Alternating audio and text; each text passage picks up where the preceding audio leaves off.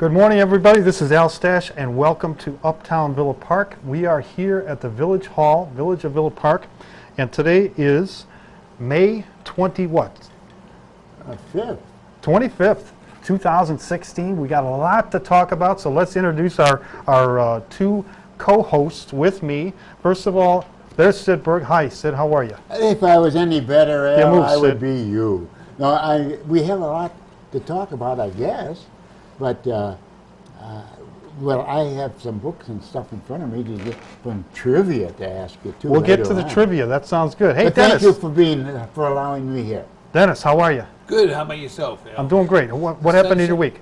The sun shines out today and it's wonderful. Yeah? It's a beautiful day in Villa Park. Yes, it is. And I woke up this morning and I'm still here. You know, and that's good. And that's good. You know, we're sitting on a week where we're told it's going to rain all week until next Wednesday. And I woke up this morning and it was beautiful. Beautiful. So how can you can't complain about that, right? You gotta know, just take it. if I had to do it all over again, I'd become a weatherman. I can make a mistake every week and nobody cares. Nobody cares. In fact, if you say it's going to rain and it's nice, they think you're doing good. Yeah. We're going to have snow next week, folks. Yeah, snow next Doesn't week. come, it's my fault. Well, we as weatherman, which I'm the vice president in charge of looking out the window to see what the weather is like. Yeah. That was an old P.J. Hoff thing, a weatherman on Channel 7 millions of years ago. Radio or television? Television, Okay. early television. Okay. Well, we've got some great things happening in Villa Park coming up this week. We got Memorial Weekend coming with some pretty significant things happening in terms of a new park, and as well as the memorial celebration that the VFW will put on in that park. And we're going to show you some pictures of that in a little bit. We've got a couple of businesses that are going to be celebrated for their improvements or renovations in town. And coming up shortly, we got a meeting for a pretty significant development that I want to talk about. That's the Garden Station project that is going to happen over by the Metro Station here in Villa Park. And we got a new paramedic unit that was shown at the Village Hall meeting last night. We got a few pictures of that. And on a serious note, there was also a discussion about the Zika virus and what we can do here in Villa Park to prevent that from becoming a problem as it has in other parts of the world.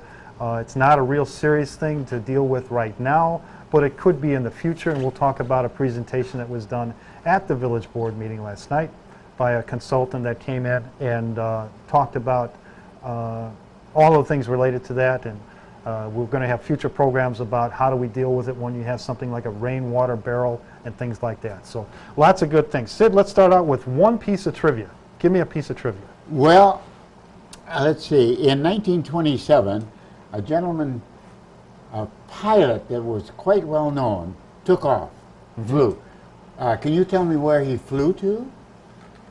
His name and where he flew to? Do you have any ideas? I'm going to guess. Okay, I'm going to guess that was Lindbergh, and he flew from California to New Jersey. Well, you're right in the first part, but he left, I believe it was New Jersey, for Okay. Orly Airport in Paris, See? solo. And See? the first man to fly across the Atlantic all by himself. And that was Charles Lindbergh, right? Charles Lindbergh. And Charles Lindbergh, we heard about the unfortunate kidnapping of his child and this flight. Who was Charles Lindbergh? Do we know? I mean, what was he before that? Well, he was, generally speaking, a pilot. Yeah. And an airmail pilot. Okay. He was probably flying, if not the first, one of the first mail planes, and jumping from place to place. Now, where Loyola Hospital is and where Heinz Hospital is, there was an airport, Checkerboard Airport, I think they called it. Am I right on that? Well, Yes, yeah. I don't It know. was one of the biggest And U.S. that's- mail post office we had. Yeah. O'Hare Field And Maywood. Maywood Field, and that's where Lindbergh himself was probably one of the guys flying. What year Later was, on, what year was that, Sid? 1927, Sid, when were you born? 1926. He was on He the was there. he was on the He beat was right there. away, right? He was getting news and trivia as a 1-year-old. God bless you. Well, I appreciate those thoughts, but I read the book. Yeah, okay. And in 1932, another person, Now I said once, Sid. You got to keep it. Stop. please, No, we got a whole hour. please. Hold it. Don't throw the whole barrel down the range. Let's do some other things first, and then we'll get back to your trivia. Okay. Okay. All right. I'll step back to Sid's time then. All right. We got a big Memorial Day week coming up this weekend. Yes. We got a brand new park. Mm-hmm. And I'm usually up on everything what's going on over there. I drove by there the other day. It's beautiful. Yeah. Where did it come from? How do we redevelop the whole area? A gentleman by the name of Dennis Geisman, who has been a fixture in town for 1,000,000 years. He was our commander for 5 years at the post, and he's one of those people that can do things, and in my opinion, he's made some outlandish statements that I think, boy, it's sort of like a pie in the sky, but he's made them come true. And he took and rebuilt our building after the fire because it was completely smoke damaged after the fire of the VFW. And he made it into a beautiful building again. Took the 1956 building and made it into a 2012, 13 building. And but he wanted to put in a veterans memorial, and saying a good one. Now, years ago, we had a sign, or I suppose the best thing to do, with the names of the veterans that went into World War II, and that was actually in that across from the old post office. And somewhere along the line in one of the renovations, it disappeared. And we still haven't found it, but we're trying.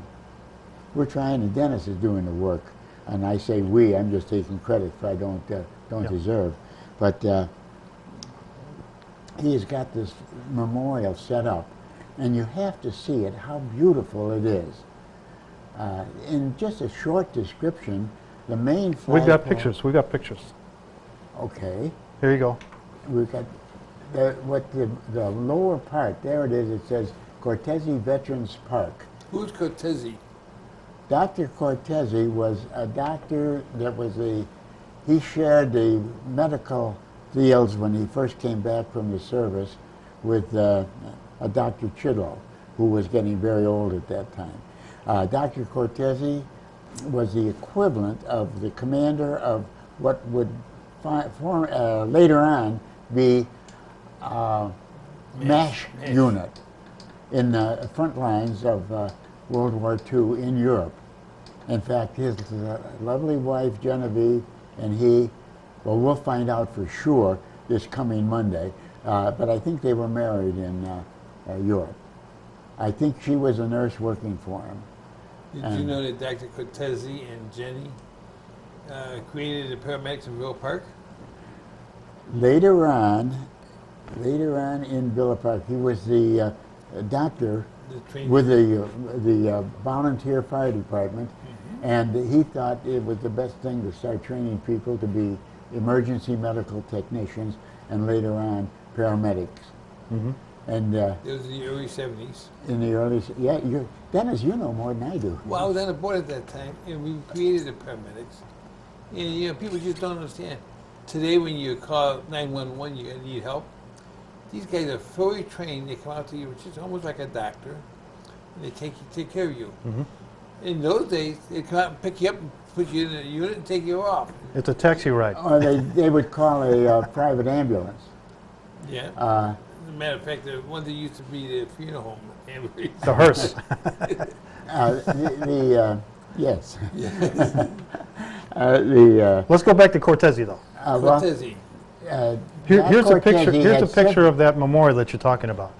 Part of it. Doc Cortese had several people on the fire department that knew first response.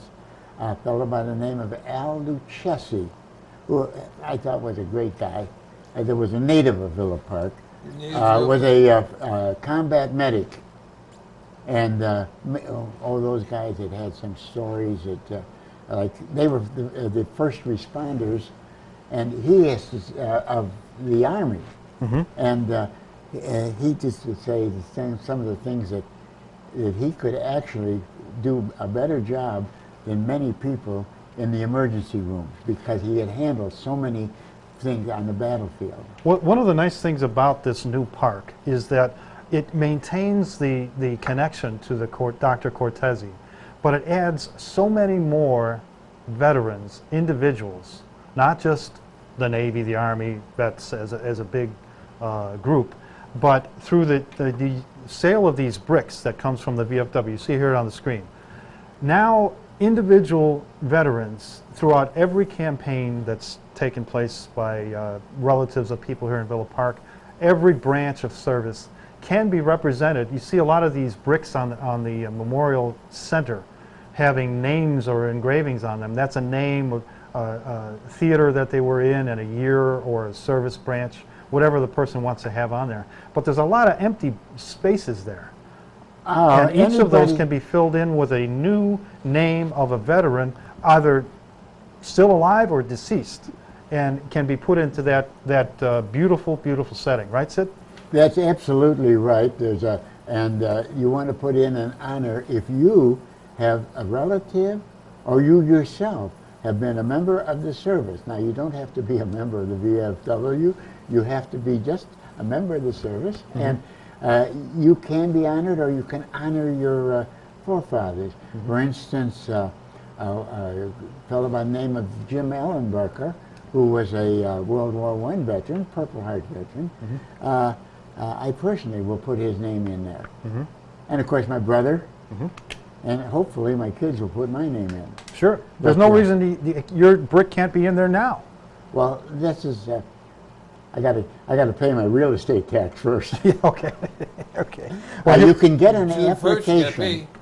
You can get an application from the VFW office, and that is open from people there from at least 9 in the morning till noon, 5 days a week, and they're usually there on Saturday, or somebody usually is, because of the amount of work done. And here's a view of one of the emblems that appears on each of the pillars that goes around this group. That happens to be the Navy emblem, and you'll see, all kinds of branches. When you go over to that park, you'll see these different emblems on the walls. The groups of bricks that are associated with that emblem are not necessarily the same branch. They're mixed all over the place. And here's the reason why, and the people that were placing the bricks told me about this.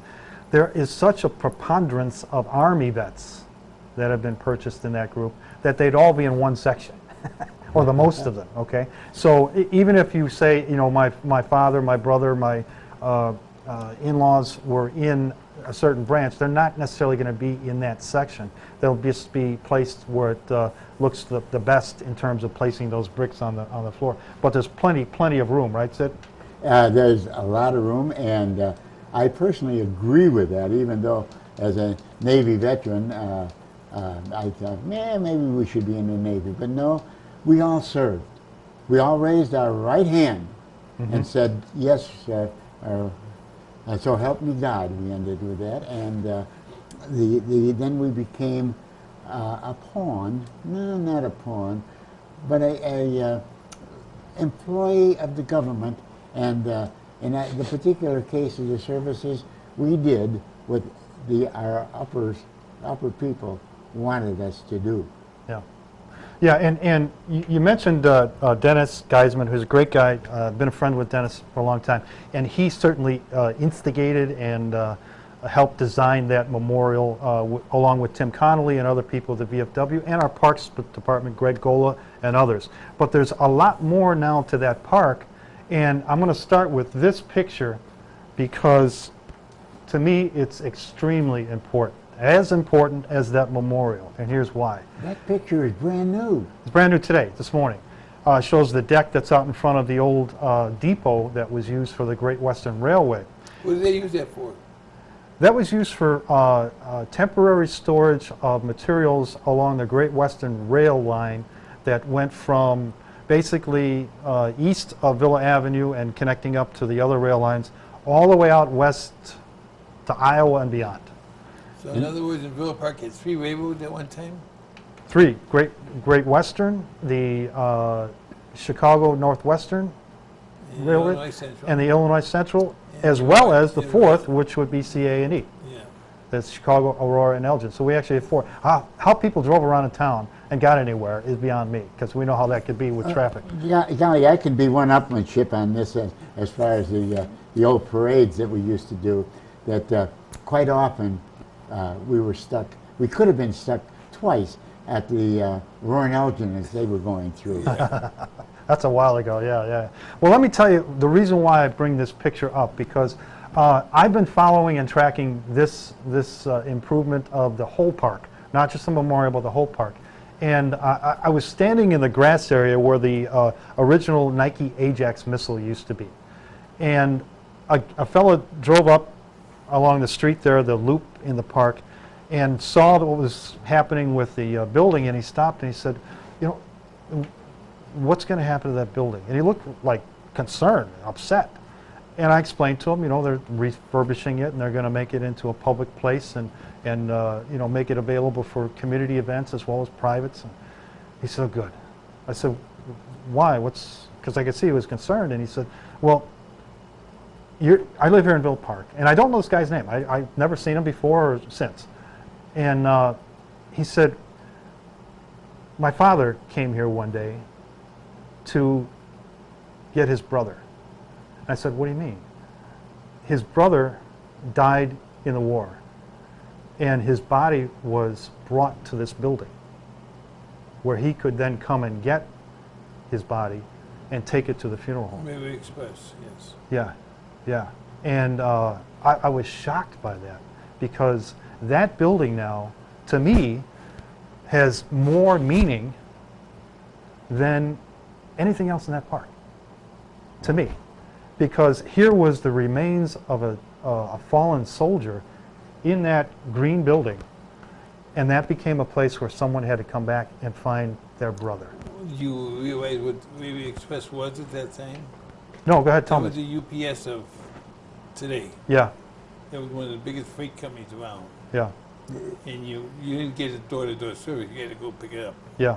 And this It building was one of the busiest ones around. was where that fallen soldier was taken so There's- that his brother there's could come so get much him. history in Villa Park. Yeah, Al, you're giving me goosebumps. yeah, isn't that something? That's Oh, something. man. Yeah. So you can't knock that building down. Well, I know, but can't, you know, you say we're going to use it now for the public.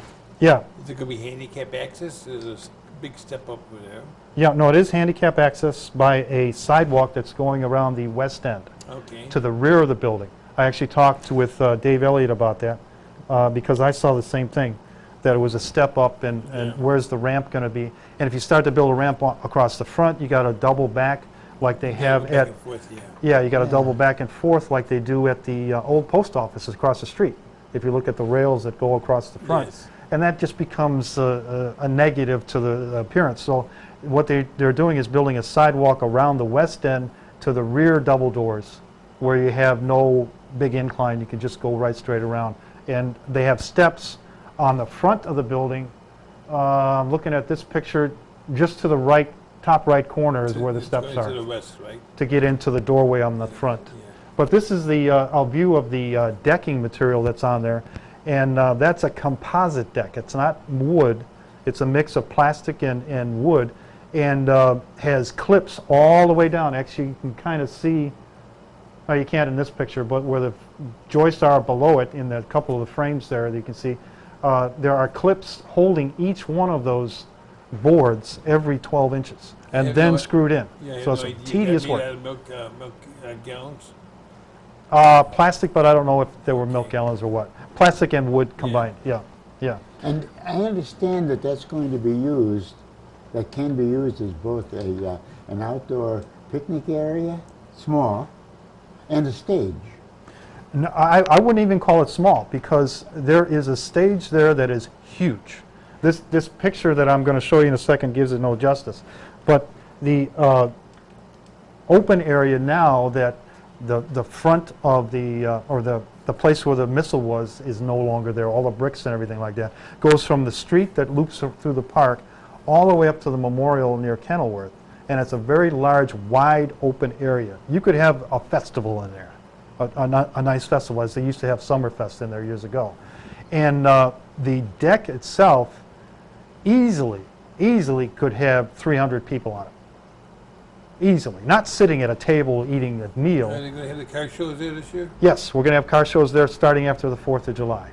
Okay? And also on Thursday nights, they're going to have on that deck concerts, at least 4 of them that I remember, concerts in Cortese Park. And all of this really got legs in terms of enthusiasm because of the centennial celebration that was there in 2014 on August 8th. And that gave us a lot of, August 14th, and that gave us a lot of good things. Just a little bit. Go ahead. Geisman said that he's been working on that and promoting that for over 6 years. Yeah. And that is because he thought that was what we should have to honor the veterans of our both of our community that went into the war from our community and now live there. Yeah.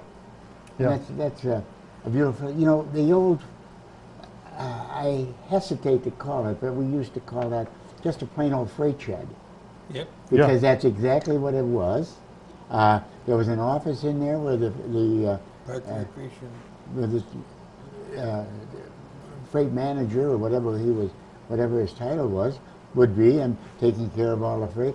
And I think it was around 1934, 35, and I'd have to have my history buffs tell me this, that they had an accident, a train wreck, and it damaged the building quite a bit.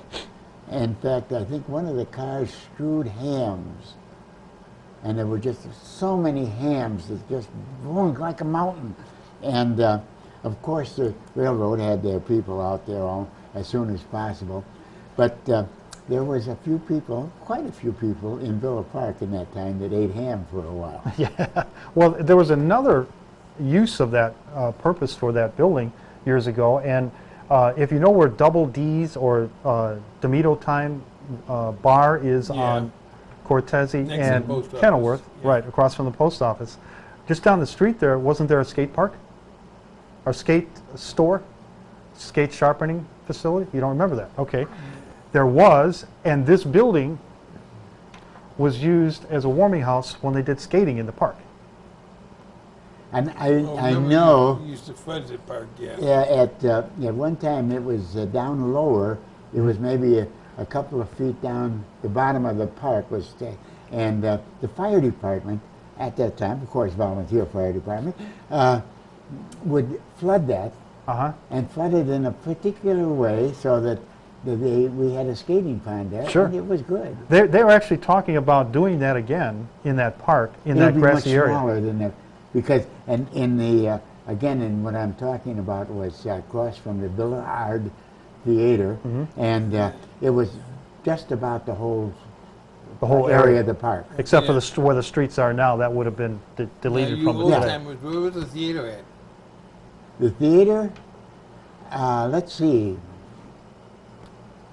It would be, well, it's on the west end of the park. And the west end, toward the northerly part, would be the entranceway. Right, the farthest north, right. Yeah. Right, yeah. And that was both the Billard Theater and the upper, on the second floor was a bowling alley. Yeah, yeah. And now that's open space in terms of rental property. There's one tenant in the retail side, but above that, where the bowling alley was and the dance hall that moved up to Villa Avenue, above that is now condominiums, and there is, I believe, 6 or 8 units up there that are now occupied. So it's living space for some new people. And here is a picture of, it gets you a better vantage point of the deck, the scope of that deck. It goes the length of the building, and it's at least 25 feet deep, okay? And one of the things that the construction of that deck, when you go up there, you're going to look at the deck boards, and you can say, what happened over here by the door, that far looks like a patio door under the eave over there on the far end of it. And you'll see the boards kind of get, cut on an angle. And the reason is the street in front of the deck is at 1 degree angle, and the railroad or the path in the back is at another angle. And the decision was made, do we build the deck out front at the same angle as the path in the building, or do we build it based upon the street out front? And they chose the street out front, which meant that the boards, as it goes to the end, are narrower than they are on this end of the screenshot that you see here. So when you see it, it's not a mistake. It's an intentional thing that they did in order to make it look good. Either one of you That is guys interesting. know. Either one of you guys know now. How do they finance this package? Yeah, they So- did it because this is a new TIF area. This is the Kenilworth TIF area, which extends to Wildwood Community Center, which we know as Lions Park, okay? And all of the Villa Avenue businesses along Villa from St. Charles to the Prairie Path, the shopping center that's there, including Villa Park Trust and Savings, no, I'm sorry, Harris Bank. BMO Harris Bank, the Mike's Meat Market's in there, Cuppy's Bakery, all of that shopping center is part of the TIF group. And those businesses behind it, going to 7-Eleven, Tony's Barber, etc. All of that is a new TIF district. But as you can tell, if you know that area, it's immediately adjacent to the Ovaltine district. That's been a TIF district since the construction that you guys were involved in so many years ago here in Villa Park. Well, that since has been, the term they use, paid off in terms of the development that they need to do for Ovaltine. The additional monies now are, because of its being adjacent to this new TIF, are being used from the Ovaltine development into this new area to jumpstart the process of redeveloping of that. Because as you know, a TIF is designed to redevelop an area, take a blighted area, and that's often a difficult term to apply to a region that's not as bad or, as you might think a blighted sounds like, but take that area and improve it by taking tax revenues that are incurred through increases and using it for different improvements in that area. And one of the things is the facade project that's taking place on Villa Avenue, where they're putting up new facades, and the village is helping them by saying you can spend up to $40,000 to make your building look better, and we will give you $20,000 in return when you've got the project completed. So I think 6 or 7 businesses along that Villa Avenue district have taken advantage of that. So it's already starting to improve the area in terms of what a TIF is designed for. So the money is actually being started as coming from the Ovaltine TIF fund. That's what built that building. So it's not a new budget system that's being used to take money from other capital improvement funds here in the village. It's TIF money from that area. Okay? Look, it sounds good, and I'm not being negative, folks. That's all right. But You're going to be the devil's advocate. You like doing that. I'm the bad guy here. Yeah. Go ahead. Where's that money? You say it's coming out of tax money. Where's it coming from? It's not just being made up. Okay. We just got our tax bill not too long ago. And if you're like me, you got an increase. Some people, like Sid we talked about, got a decrease. But in the end, an increase usually occurs every time you get a tax bill. When you create a TIF, as you guys well know, when you create a TIF, you're saying that from this point on, for the next maybe 25 years, any increases in taxes in that geographic TIF area, tax increment finance area, will be put into a fund that can be used for this list of things, and mostly it's infrastructure improvements to the area. It could be investments in developments that they do sometimes for a multifamily project or something like that.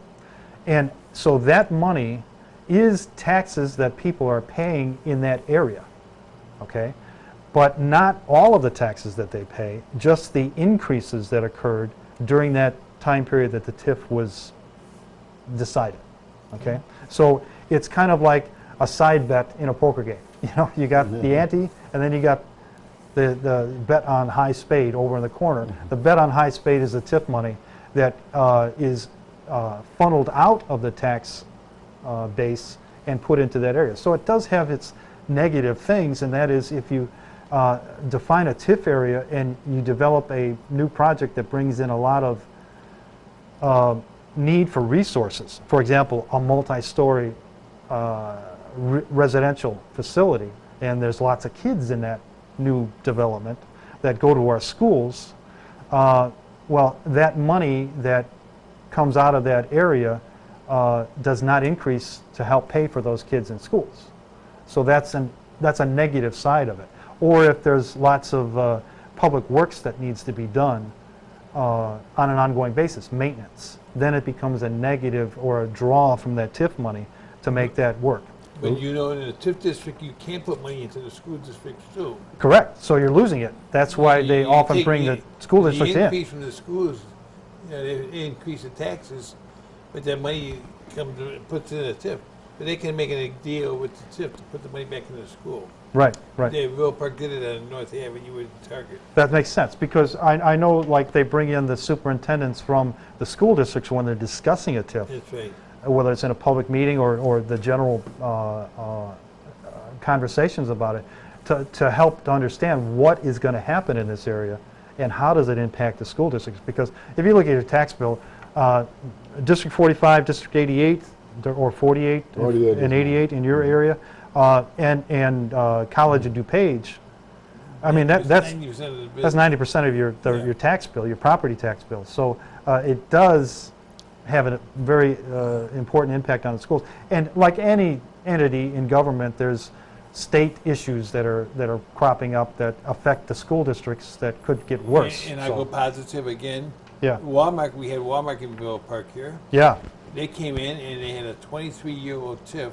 yeah, They paid it off in 13 years. yeah, yeah. So, you know, we do need these businesses. We need the Right. jobs. It's a good investment if it's handled right. And you know, part of developing of an area is not just retail space, it's quality of life in that area. And that's what this park is all about. It's quality of life in that Kenilworth area, making it a place where people want to go to. The car shows, the concerts, the memorial that's going to be there for people You to, said the even on their own. concerts, Thursday nights are going to come over there? Yeah. Was that the Kiwanis concert or is that separate? No, no, this is separate, and this is an addition to. It's not a competing part, because those are Wednesday nights, I think, Yes, over they at are. the gazebo, and In that will July. continue Yeah. in July. And these will be Thursday nights. And I think there's 4, and they've actually booked, in one case, I know this, a same group that played at those Kiwanis parks into this, but I don't know all of them. Okay. And they'll be on that deck, and they'll be playing to the grassy area, and people will be able to come in and park in the area. There's even a municipal lot right next to the park, and park in that area, and then bring their lawn chairs and sit in the park and face the building, and you're on your way. Why can't we do something with the Overteam, the post office there? I Yeah, used to call it the Overteam post office. yeah, That's the way it was. which it was, because It it was. needed it for all of the All the Mayo billing kids, and everything Rudolph else, yeah. Annie. yeah. That's Why- true. You know, why can't we do something with the post office? Well,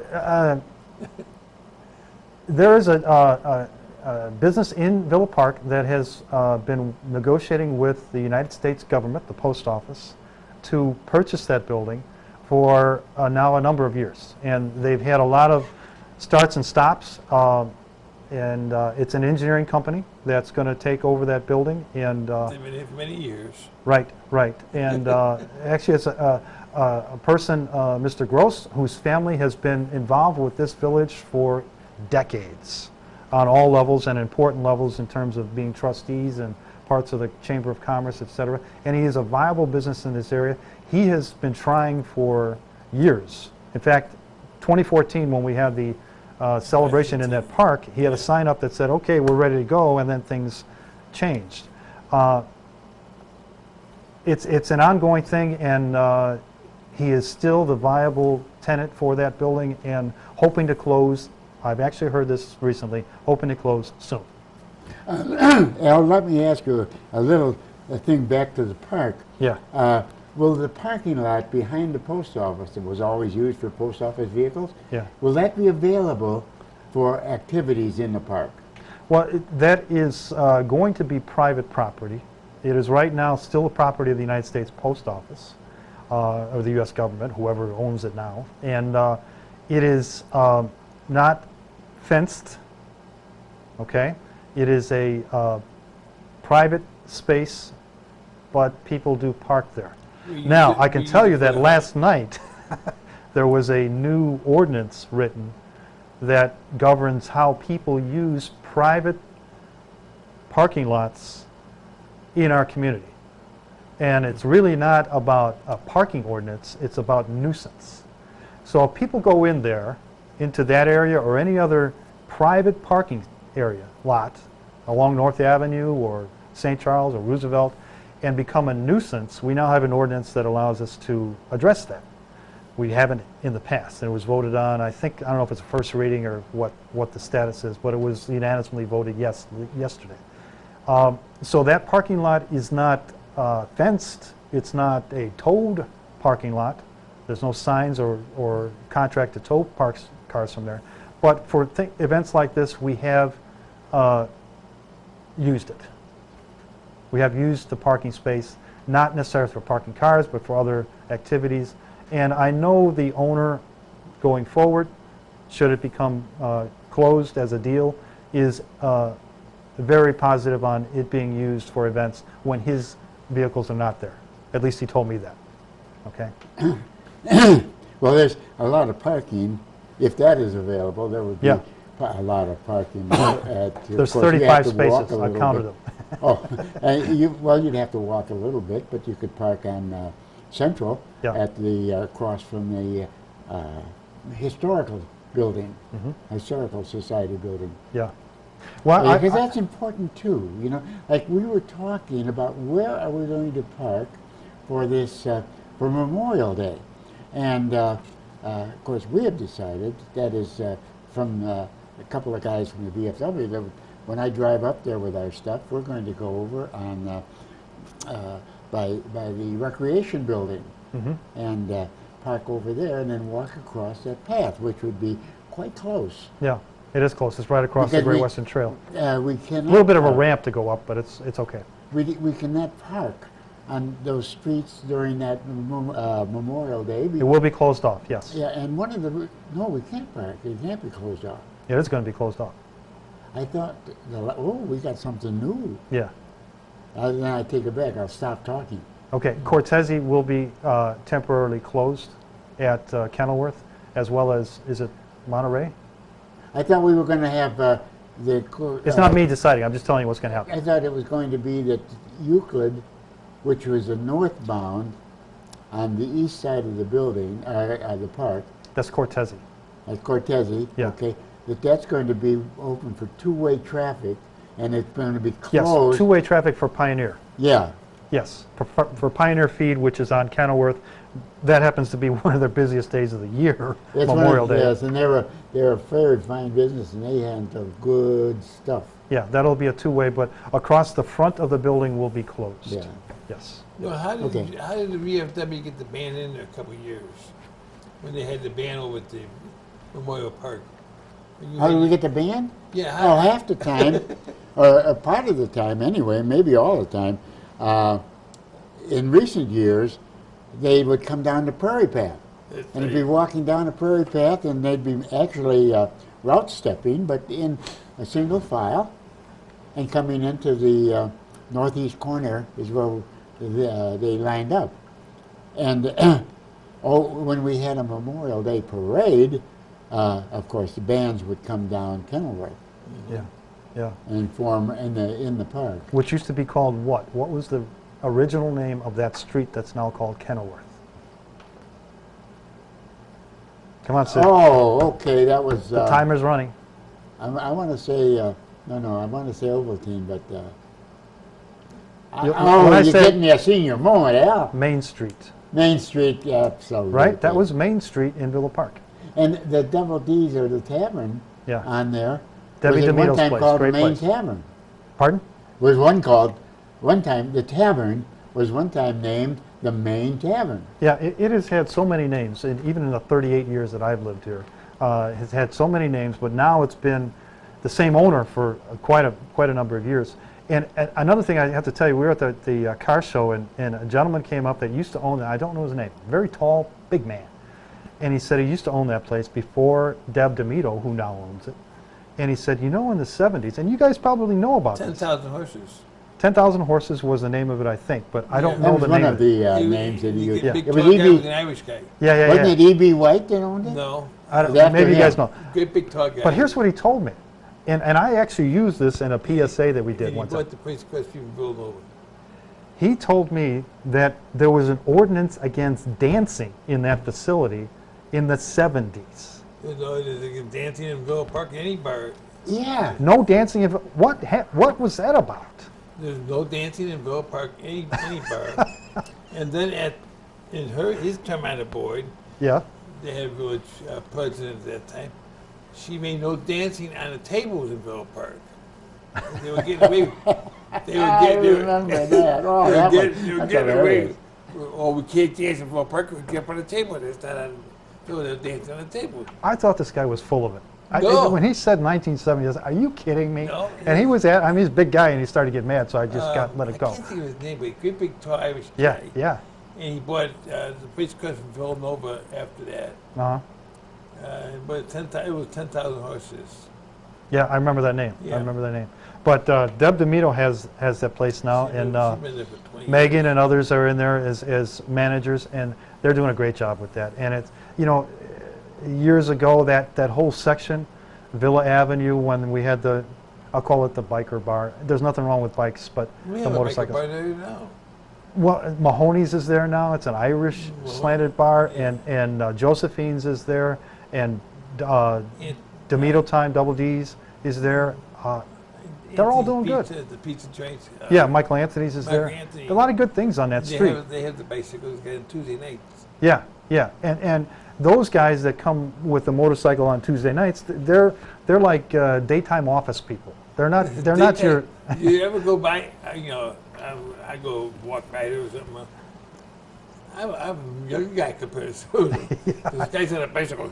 They're all Yeah. Sid's age. Yeah.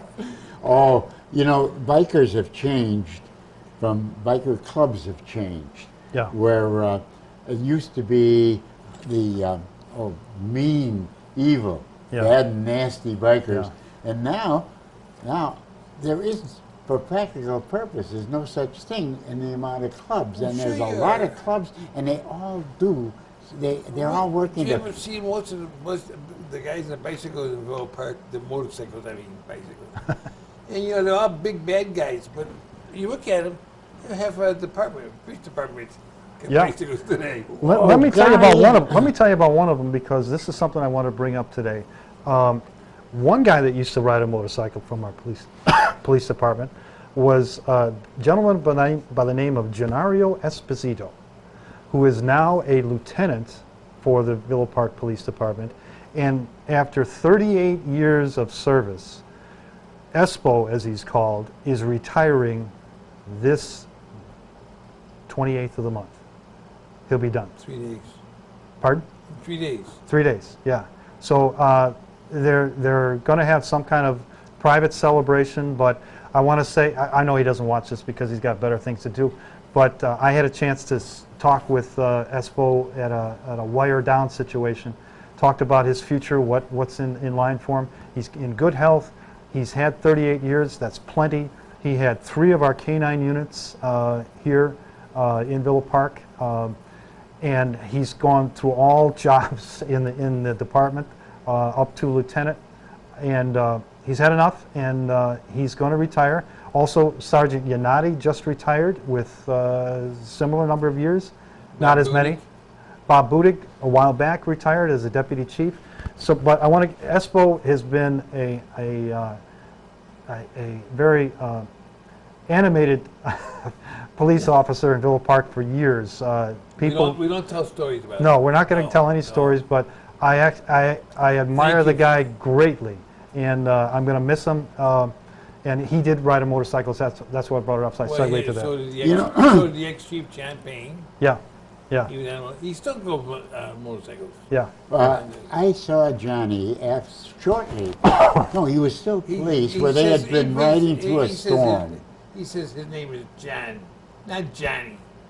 Yeah. He said, I've known him. only Sid Berg would call me John. Yeah, I've known him I since he called was our, I about called 6 our years current old. I called our current police chief Bobby one time as a joke, and I still have a hole in my forehead from the stare that I got, which I will never do again. You Go know, ahead. we have the you know, John and Jill had been on a ride and come through a rainstorm for one of our policemen's wake, and I don't forget his name offhand, but I saw him getting off their motorcycle in front of Sturley's, and I had never seen John so put out, and Jill was the same way. I couldn't kid him. I couldn't say nasty. I didn't want to say anything to kid him at all because Yeah. he was not in that mood. And if you knew John, most of the time, John was always a kidder. He was always an so-called easygoing. Not when he was not easygoing when he didn't have when he had to be, but such a level-headed man. Yeah, yeah. Hey, and we just had a graduating class from Willowbrook High School this past Sunday.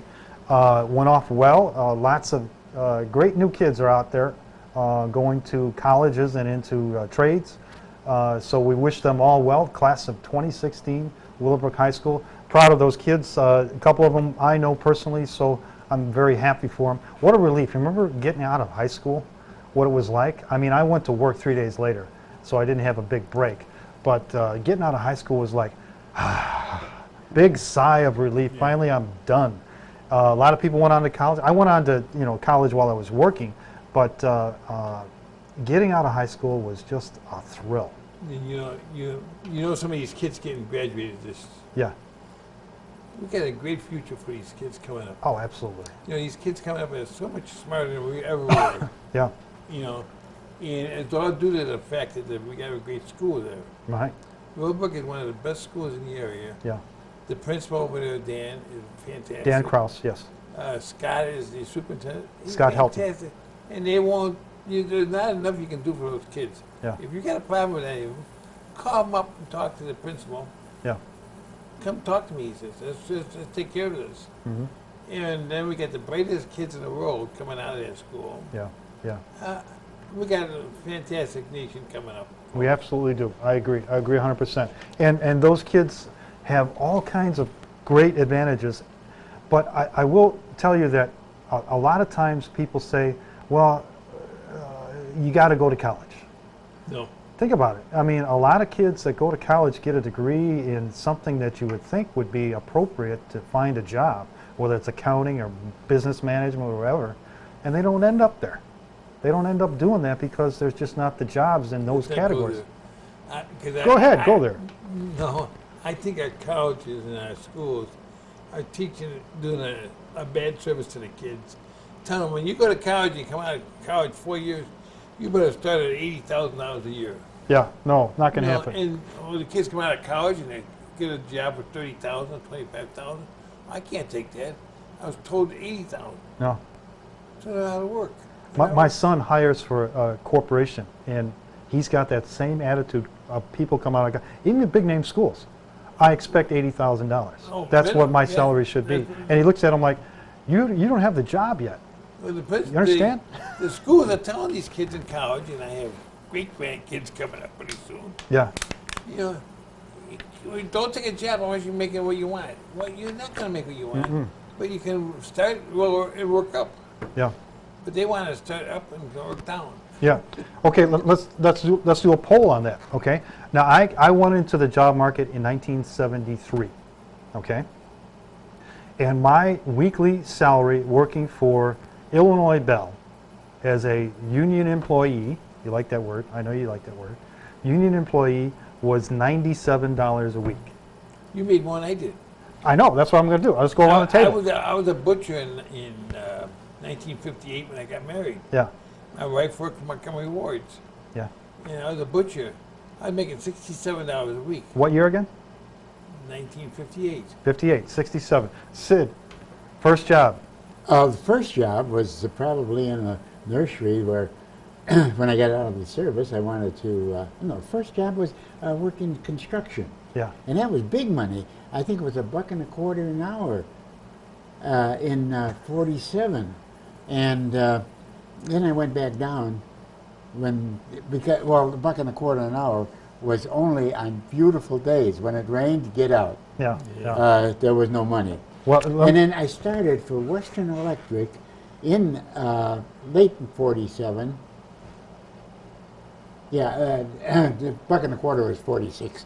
I started Western Electric in August for 80 cents an hour. yeah. Yeah. So, okay, but what did you pay for a house in 67? What did a house cost you those days? Well, we bought our house in 1978, and it was $51,000 Okay. for a 3-bedroom, 2-story. Yeah. What did you, And what I did you pay bought for a- your first house? I bought a bungalow. I'll bet really a nice one that was added on for $20,000, and I think that was in 58.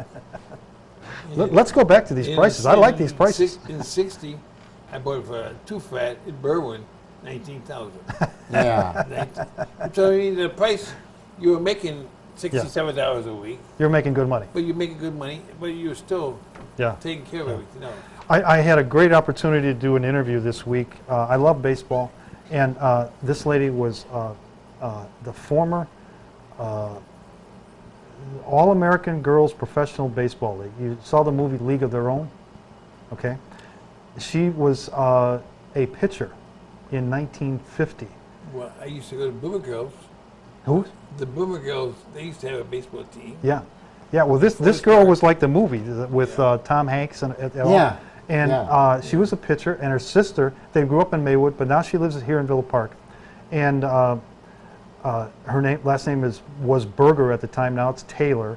And she came out to throw out the first ball at one of the Villa Park Youth Baseball games here this last Saturday. So I went out there with a camera, and we're going to put it up on our channel. I did an interview with her, and I said, okay, now, it's impolite to ask somebody how much you made, but how much did you make in 1950 as one of these, the girls with the skirts, that's what she was, Right, and all that that's stuff. Boomer Girls, right. And I said, how much did you make when you played?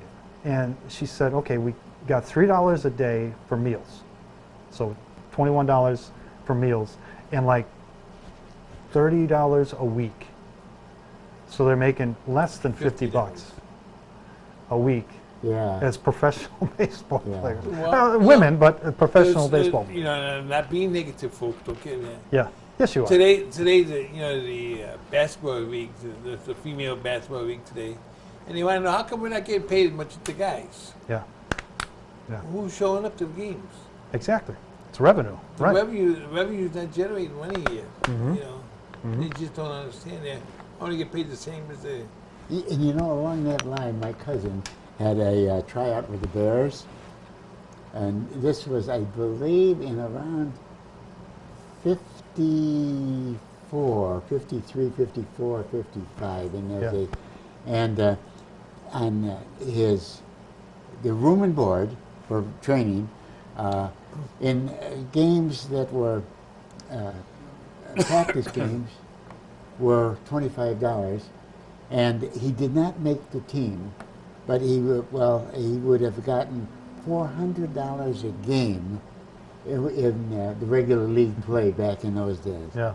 Yeah. And when I say he didn't make the team, that was a fellow by the name of Hank Peterman. Some of the oldest people like me would remember him, and he played in the Canadian League, and I think it was less than that. Mhm. Yeah. Yeah. He played the end of the season there in the Canadian Well, League. you've been listening, folks, to a bunch of old guys talking about how much they didn't make years ago and how much things were cheap and stuff like that, and that's good. But I want to get back quickly to one more picture I just want to show you, because I took it this morning so I could show it on this program. So I got to show it. Absolutely. This is the inside of that building, and a gentleman's putting in the flooring for the building that will be part of the Cortese Park. And I'm going to let it scroll through a couple of pictures.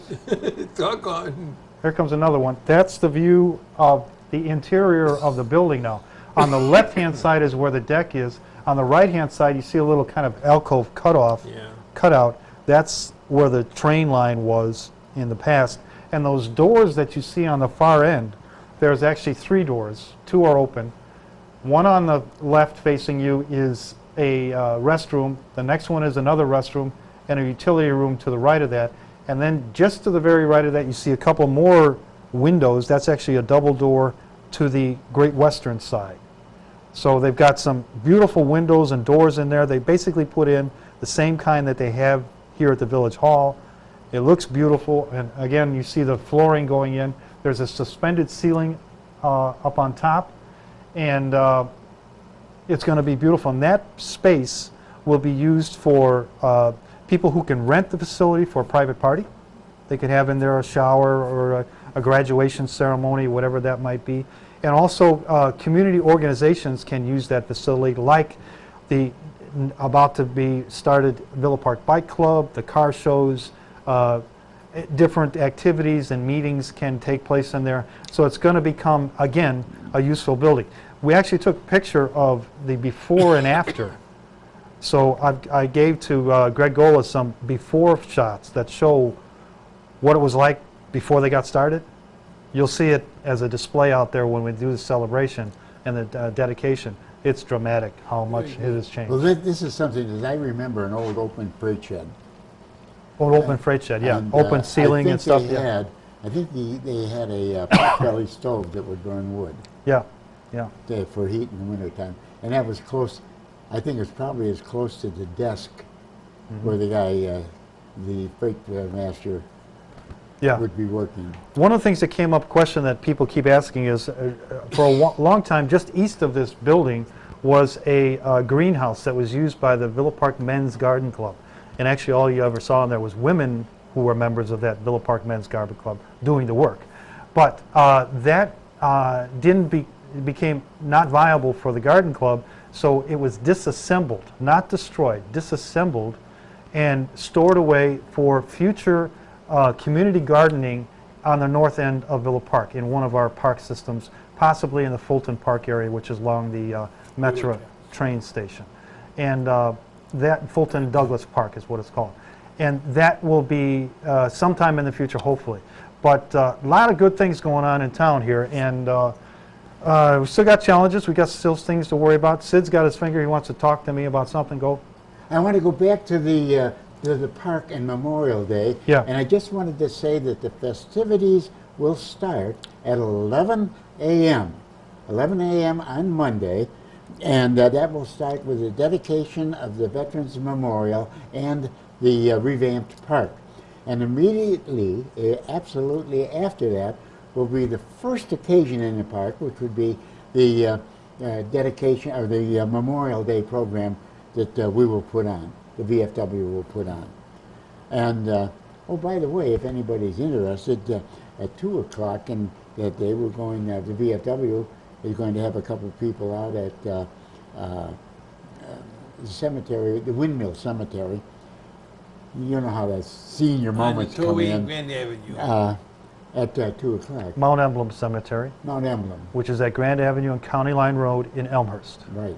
Okay. And we would invite people to come out if they want to see it. Some of the speeches that I have been will be fortunate enough to make, I'll repeat there, but. Yeah. Well, and the other thing that people should do after they leave that ceremony, before you head out to Mount Emblem, is to just take a little right-hand turn from the park and go into Pioneer Garden and Feed, where Angie and Tony Rojek and their family operate that business with Bill. They're great botanists that's there. And get your garden refreshed. This is their big day. So don't miss the opportunity. They're going to be right next to the park. Go over there and be a part of the Pioneer Garden and Feed Memorial Day sales that they're going to have. And immediately, if you're not going to the Pioneer Feeds, go back to the VFW. And Why wouldn't they enjoy not? I lunch. just told them to. They're going to go. I just told them to go. They're going to go. Don't say they're not Well, I'll going be identical with you. Come back and enjoy a light lunch. Yeah, And, of course, the cash bar, but that's good. That's Okay, we're good. going to have to close up here, but Go, Dennis. one quick thing here, folks. This is your show. Yeah. If you want to come sit and talk with 3 old men, anytime you're welcome. give me a call. If you can't catch up with me, call the village manager's office, Aaron, and give her your phone number, and I'll call you back. But you want to come and sit and talk with Sid Berg, he's a big guy in Villa Park. Al's another one. Yeah. He's another big. He knows everything that's going on in town. Come talk with him. You should be here before the shows. We had the fire chief here. Ron Wachowski, yeah. The deputy police chief, Vitas. We have bigger shows before the show and after the show than we do during the show. Yeah, but you're right. We'd love to have more guests here, and we'll make you feel comfortable. This is a talk show. It's not an interview. It's a talk. We talk about different things, and always in a positive way. We do get to the negative aspects of things. Negative. Dennis is here for that, and I'll point those things out as well as Sid. But it's all about Uptown, not downtown. Uptown Villa Park. So thanks for watching, Dennis. And that's because Last we're thing. all up. We're all That's up. because we're all up. Sign off, Sid. Go. And it's been a pleasure to be here with you this past hour. Not a speech, It's just gone sign so off. fast. It's gone so fast. So long, everybody. Okay, Dennis. Happy Memorial Day. Yes. Enjoy it. We'll see you, folks. Thanks for watching Uptown Villa Park. We'll see you next time.